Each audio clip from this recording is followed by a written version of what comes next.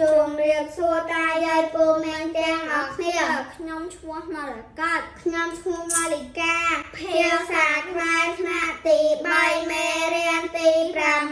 រឿងទឹកចិត្តដល់ប្របីអំណាចចូលអានរឿងបទខាងក្រោមរួចឆ្លើយនឹងសំណួរ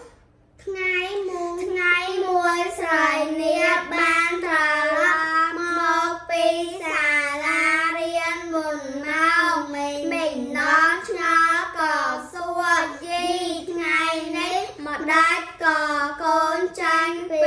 រៀនមុនម៉ោងដូច្នេះស្រីនាងឆ្លើយចាម៉ាក់ថ្ងៃនេះអ្នកគ្រូខ្ញុំឈឺស្រីនាងបានសុំម្ដាយឲ្យជូននាងទៅសួរសល់ទុកអ្នកគ្រូដែលកំពុងសម្រាប់ជាបាននៅឯមណ្ឌលសុខភាពមេននឆ្លើយ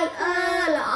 ហើយកូនម៉ាក់ជូនកូនទៅតែចាំម៉ារៀបចំផ្លែឈើ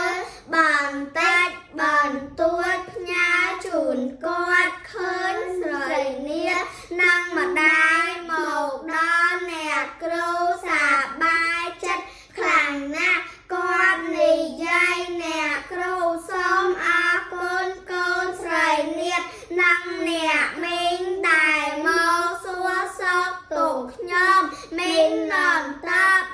មិនអីទេសូមជូនពរអ្នកគ្រូឲ្យឆាប់ជាសះស្បើយអ្នកគ្រូចាអរគុណគ្រូជាឪពុកម្ដាយទី2របស់យើងជម្រាបលាតាយាយពូមីង